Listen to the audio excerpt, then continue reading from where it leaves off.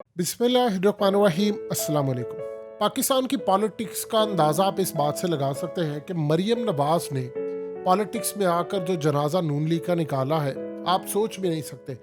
इस वक्त उसके सर पर अगर एक हाथ जो है वो हट जाए तो उसके बाद आप देखिएगा कि मरियम कैसे तितर बितर होती है।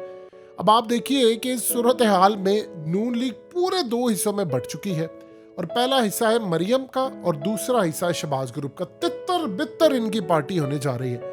मरियम नवाज ने कहा है जब वो यहाँ पाकिस्तान आई थी कि शहबाज शरीफ फजर के वक्त उठकर काम करता है, खुदा की कस्में खाई थी। और अब हालत ये है कि उसने कहा है कि ये नवाज शरीफ की हुकूमत नहीं है, ये नवाज शरीफ की हुकूमत नहीं है, या ये नून लीग की हमारी हुकूमत नहीं है। यानी आप अंदाजा कीजिए कि शहबाज शरीफ ने नवाज शरीफ की मर्जी से प्राइम मिनिस्टर बनता है वो। और जब 25 मई का मामला हुआ तो शहबाज शरीफ को उसने कहा कि स्टे देर, खड़े रहो। और जब बाजवा ने एक्सटेंशन मांगी तो उसने कहा नहीं देना। सारे फैसले इन्होंने किए, इसाक डार इनका है। और अब ये पागल बना रही है कौम को कि जी ये समय हमारी हुकूमत नहीं है, ये शहबाज शरीफ की हुकूमत है। यानी दोनों भाइयों की इस वक्त लड़ाई है। हालत इस वक्त ये है कि दोनों भाई की इस वक्त बोलचाल नहीं है, और इनकी पार्टी के लोग इस वक्त उनको समझ नहीं आ रही कि हमने टिकट किससे लेना है। कुछ कह रहे थी मरियम टिकट देगी, कुछ कह रहे नहीं पंजाब में हमजा देगा, कुछ कह रहे थी शहबाज शरीफ से टिकट मिलेगी, और आधे से ज़्यादा तो टिकट लेना ही नहीं चाहते। वो कहते थी हमने टिकट लेकर जूते खाने हैं। अब हालत ये है कि नून लीग के लीडरान ने वाज़ह कर दिया है कि भाई आपने बजट पास कर लिया है, इसके बाद हमारा जीना बिल्कुल महाल हो चुका है, लिहाजा हम अब अपने हलकों में किसी सूरत नहीं जा सकते।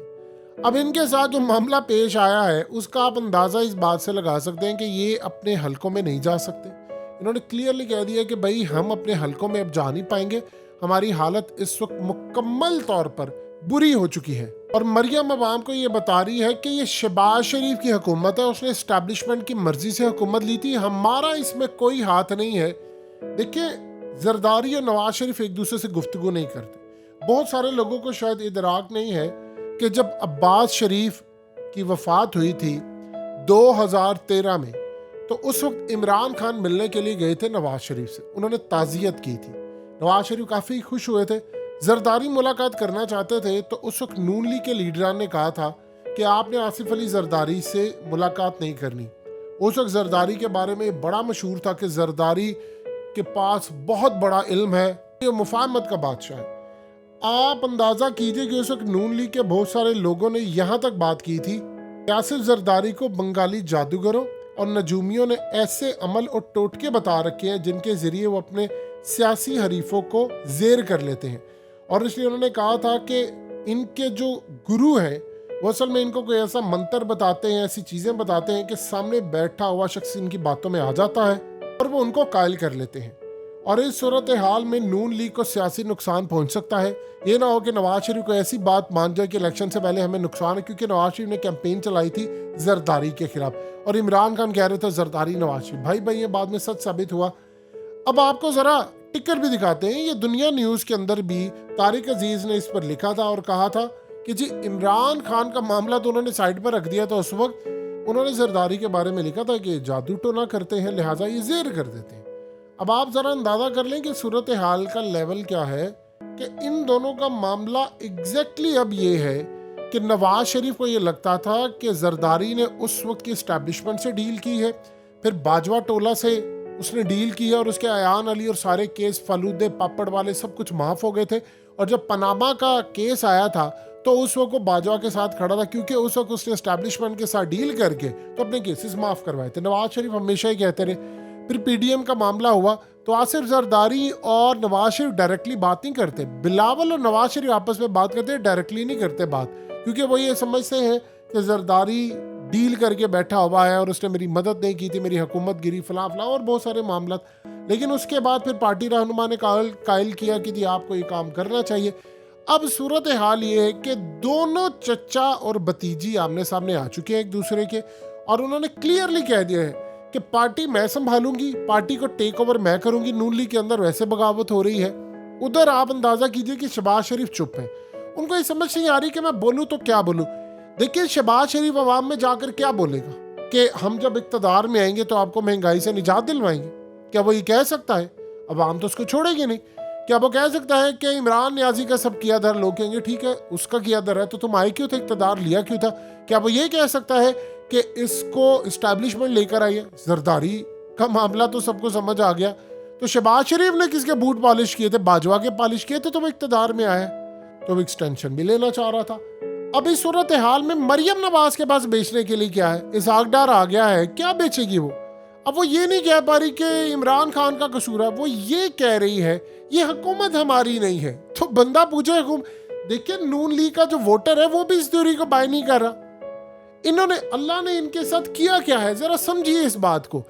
اب نواز شریف کے بارے میں یہ ہے کہ وہ آج بھی اس بات پر قائل ہے. لوگ کہہ رہے ہیں جی زرداری کے پاس کوئی منتر ہے، فلانا ہے، وہ تو سب کچھ قائل کر لیتا ہے. دیکھو وہ سکون سے بیٹھا ہوا ہے، آپ کا بیڑا گر کر دیا ہے، آپ کو قائل کر لیا تھا، اسپیکرشپ بھی لے لی ہے اور وزارت خارجہ بھی لے لیا. وہ وزارتیں لے لی جس میں گالیاں نہیں پڑھنی، اور جس میں گالیاں پڑھنی ہے وزارت خزانہ یا وزیر اعظم یا وزیر داخلہ یا وزیر دفاع، وہ سارا کچھ نون لیگ نے لے لیا. اب ان کو تو یہ سمجھ نہیں آ رہی کہ ہم کریں گے کیا. مریم اب یہ اپنے ووٹرز کو کہہ رہی ہے، دیکھیں ساری زندگی انہوں نے کیمپین چلائی کہ نواز شریف شہباز شریف کی تصویر ساتھ لگائی. اب آپ بتائیے کیا نون لیگ کا ووٹر یہ بات تسلیم کرے گا کیونکہ جی شہباز شریف کی حکومت ہی ہماری نہیں تھی، ہماری حکومت تو تب ہوگی تو نواز شریف آئے گا. تو نواز شریف نے شہباز شریف کو کہا تھا پہلے کہ تم نے حکومت نہیں لینی، ہم سیدھا الیکشن میں جائیں گے. پھر جب اس نے کہا کہ نہیں ہم یہ کریں گے، آپ کے کیس معاف ہو جائیں گے، میں آپ کو واپس لے کر آؤں گا، آپ الیکشن لڑیں گے. اور اصل میں جھانسا یہ بھی گیا تھا کہ مریم نواز وزیر اعظم بنے گی اور فلانا ہوگا. باپ بیٹا نے NRO لے کر سارے کیسز معاف کروا لی، مریم کو ٹوکن کی نسبت باہر نکالی، نواز شریف کو باہر بھیج دیا. لیکن ابھی تک ان کی نااہلی ختم نہیں ہوئی. اب نواز شریف نے کہا لیول پلینگ فیلڈ دو، عمران خان کو جیل میں ڈالو. کوشش تو یہ کی جا رہی ہے، ابھی تک تو کامیابی نہیں ہوئی. کوشش تو پوری اور کرنا ہے گرفتار انہوں نے. لیکن اس صورتحال کے اندر مریم نے آج غصے سے کہا بھائی عمران خان گرفتار کیوں نہیں ہو رہا، تم لوگ کرو گرفتار. کیونکہ وہ یہ سمجھتی ہے گرفتاری ہوگی تو سارا ملبہ شہباز شریف حکومت پر گرے گا اور کسی اور پر گرے گا. اب آپ دیکھیے کہ تسنیم حیدر شاہ نے کہا تھا کہ مریم نواز کی سفارش کے اوپر کام ہوا ہے، یعنی مریم نواز نے سفارش کی تھی ارشد شریف کے قتل کی اور عمران خان کے اوپر حملے کی. یہ تسنیم حیدر شاہ تو کلیئر کر چکا ہوا ہے. تو اب آپ اندازہ کر لیں کہ اس پورے کھیل کے اندر ان کے پاس بیچنے کو ہے کیا کہ وہ کہے کہ ہم لا تعلقی کا اظہار کرتے اپنے چچا سے، پارٹی یہ ہماری ہے، ہم آئیں گے تو آپ کو ریلیف دیں گے. اور آپ دیکھیے اسحاق ڈار تو ان کا، یعنی آپ سوچئے وہ پاگل بنا رہی. مانا کہ نون لیگ کے لوگ بے وقوف ہیں، کیا اتنے بے وقوف ہیں کہ وہ یہ بات مانیں گے ساری زندگی دو بھائی ایک دوسرے کے ساتھ کھڑے رہے ہیں اور اب ایک بھائی کہتا جی میں ووٹ کو عزت دو، یعنی میں اسٹیبلشمنٹ کے خلاف کھڑا ہوں گا، دوسرا بھائی کہتا نہیں، اور PMLN کے ووٹ لیے. لوگ بے وقوف نہیں ہے وہ اس طوری. لوگ کہتے ہیں ہمیں یہ بتاؤ روٹی کیسے سستی ملے گی، آٹا کیسے سستا ملے گا، پیٹرول کیسے سستا ملے گا، ڈالر کیسے سستا ہوگا. وہ ان کے پاس کچھ نہیں ہے. تو آپ بے وقوف بناتے جائیں. لوگ اب اتنے بے وقوف تو بننے کو تیار نہیں کہ آپ بیڑا کر کے کہہ دیں جی ہمارے پاس حکومت ہی نہیں تھی، یہ تو شہباز شریف کی حکومت تھی، میری حکومت نہیں ہے. Game is over.